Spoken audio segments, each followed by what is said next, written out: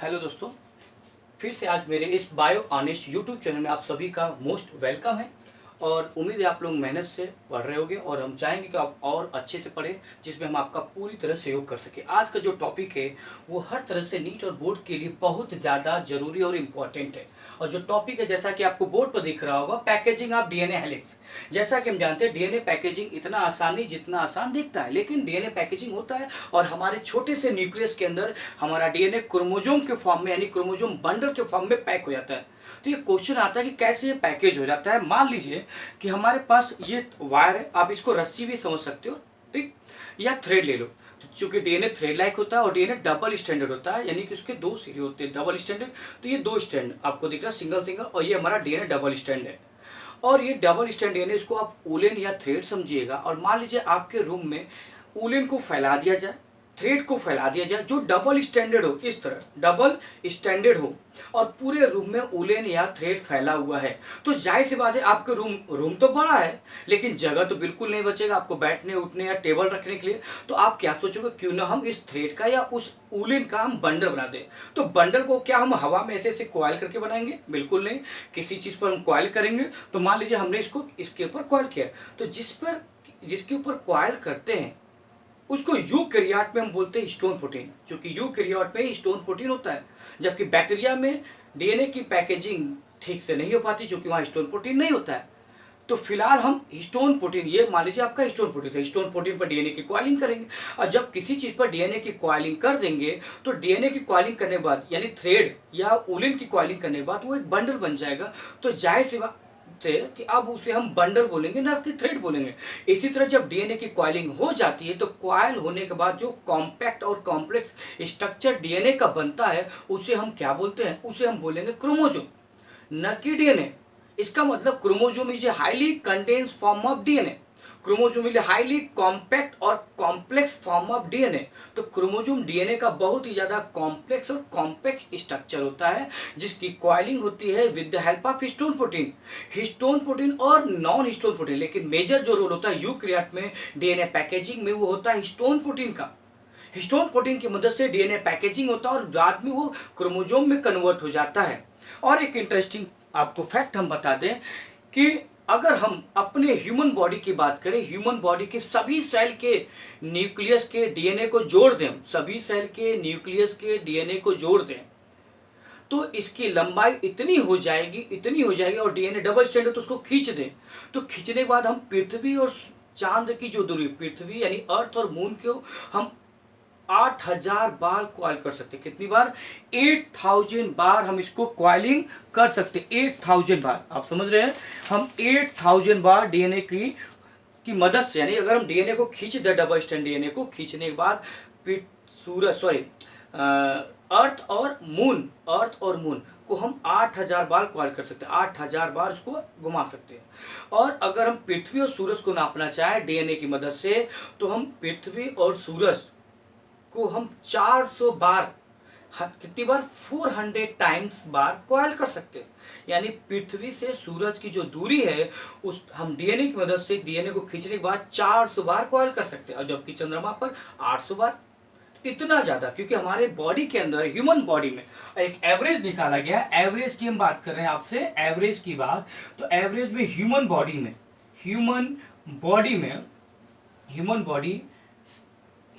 में number of cell कितने होते हैं? नियर अबाउट 37 ट्रिलियन सेल्स होते हैं। 37 ट्रिलियन। किसी बुक में आपको 30 ट्रिलियन, मोर देन 30 ट्रिलियन और 37 ट्रिलियन, तो आप मोर देन भी लगा सकते हैं, यानी मोर देन 30 ट्रिलियन सेल। हमारे बॉडी में कितने सेल है? 30 ट्रिलियन सेल है। इतने ज्यादा सेल, अगर सभी सेल के डीएनए को निकाल कर जोड़कर खींच लिया जाए, तो इसकी लंबाई इतनी हो जाएगी कि हम चांद को 8000 बार मेजर कर सकते हैं और पृथ्वी और सूरज की दूरी को 400 बार मेजर कर सकते हैं, नाप सकते हैं। तो एक क्वेश्चन आता है, तो न्यूक्लियस तो बहुत छोटा होता है। न्यूक्लियस जानते हैं आप, हमारे अंदर जो न्यूक्लियस होता है, ह्यूमन बॉडी की न्यूक्लियस की बात कर रहे हैं हम। न्यूक्लियस किसकी बात कर रहे हैं हम? एंड न्यूक्लियस की बात करें तो ह्यूमन बॉडी का जो न्यूक्लियस की जो लेंथ होता है, लंबाई होती है, वो 10⁻⁻⁶ मीटर। 10⁻⁶ मीटर, यानी न्यूक्लियस हमारा इतना छोटा होता है, माइक्रोस्कोपिक, जो हमको कभी आंख से नहीं दिखता उसको। इसके लिए हमें न्यूक्लियस को देखने के लिए हमको इलेक्ट्रॉन माइक्रोस्कोप या सिंपल माइक्रोस्कोप से भी देख सकते हैं, लेकिन क्लियर नहीं, और इलेक्ट्रॉन माइक्रोस्कोप में हमें बहुत ही क्लियर दिखता है। तो न्यूक्लियस तो बहुत ही छोटा हो गया, इसकी लेंथ 10⁻⁶ मीटर है। तो ये कैसे हुआ कि डीएनए इतना लंबा होता है, और डीएनए इतनी लंबा होने के बाद, डीएनए पैकेज होने के बाद हमारे न्यूक्लियस में फिट हो जाता है। अगर हम ये सेल समझ ले, सेल के अंदर न्यूक्लियस समझ ले, तो न्यूक्लियस के अंदर हमारा जो डीएनए के पैकेजिंग होने के बाद ये क्रोमोजोम बनाता है, डंबल के आकार का। क्रोमोजोम किस तरह बनाता है? ये डंबल के आकार का क्रोमोजोम बनाता है, कुछ ऐसा बनाता है जैसा कि आप नॉर्मली बुक में देखते हो, इस तरह का दिख रहा है। 2 डंबल बनते हैं, ये बन गया डंबल। डंबल का शेप का क्रोमोजोम बनता है, पैकेज होने के बाद तब इसे हम क्रोमोजोम बोलते हैं। तो how it is possible DNA will coil? Normally DNA की कॉइलिंग हिस्टोन प्रोटीन से होता है, किसमें? ह्यूमन सेल में या यूकैरियोट की हम बात कर रहे हैं, प्रोकैरियोट की बात नहीं कर रहे हैं, क्योंकि प्रोकैरियोट में हिस्टोन प्रोटीन नहीं होता है। Is that clear?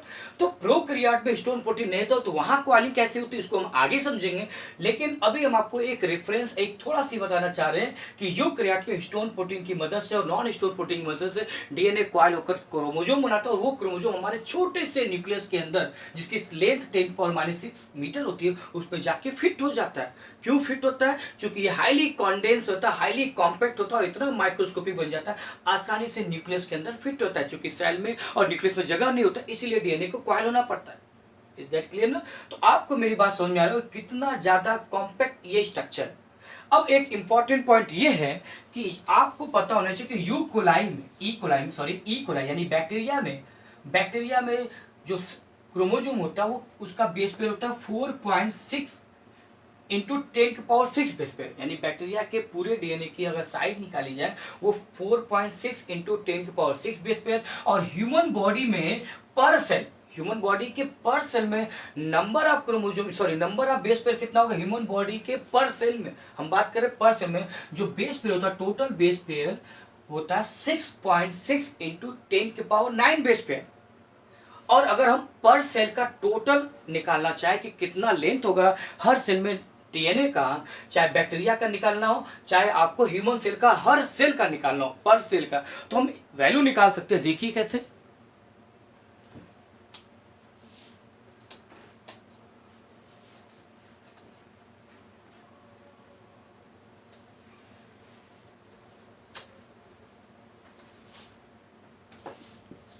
ठीक है, दिख रहा है, बोर्ड क्लियर है। तो अगर हमको वैल्यू निकालना है तो क्या करेंगे? हमको पता है ये हमारा डीएनए, आपको पता है ना, डीएनए में नाइट्रोजन बेस होता है, ए के साथ डबल बॉन्ड टी, सी के साथ ट्रिपल बॉन्ड जी, जी के साथ ट्रिपल बॉन्ड सी, या टी के साथ डबल बॉन्ड ए। तो ये जो बेस पेयर दिख रहा है, नाइट्रोजन बेस पेयर, ये तो इन दोनों की जो बीच की दूरी होती है, दो नाइट्रोजन बेस के बीच की दूरी वो कितनी होती है? 0.34 नैनोमीटर। तो मान लीजिए आपको ई कोलाई का निकालना है, तो ई कोलाई यानी कि बैक्टीरिया का निकालना, एशेरिचियाई कोलाई बैक्टीरिया का। तो ई कोलाई में अभी मैंने बताया कि बेस पेयर कितने होते हैं टोटल, वो होते हैं 4.6 इंटू 10⁻⁶ बेस पेयर होते हैं। कितने होते हैं? 6 बेस पेयर। तो हम अगर पूरे बैक्टीरिया के अंदर का टोटल डीएनए निकालना होगा, तो हम क्या करेंगे? लेंथ निकालने के लिए इसका मल्टीप्लाई कर देंगे, तो वैल्यू आ जाएगा 4.6 into 10⁻⁶ base pair into 0.34 nanometre. तो इसकी जो वैल्यू आ जाएगी 1.36 मिलीमीटर। 1.36 मिलीमीटर। आप इसको चाहो तो ऐसे भी लिख सकते हो, 1.36 इंटू 10⁻⁶ नैनोमीटर, ऐसे भी लिख सकते हैं। नैनोमीटर में मैंने बदल दिया, इसे किस में बदल दिया? नैनोमीटर में मैंने इसको बदल दिया। ठीक है, एक मिनट, ये बोर्ड आपको दिखेगा पूरा। ठीक है, अब यहां पर आप समझिएगा, ये 1.36 नैनोमीटर आ गया। अगर हमको निकालना है किसका? ह्यूमन का, तो ह्यूमन का भी निकाल लीजिए। ह्यूमन के पर सेल में कितना डीएनए का लेंथ होगा, ये जो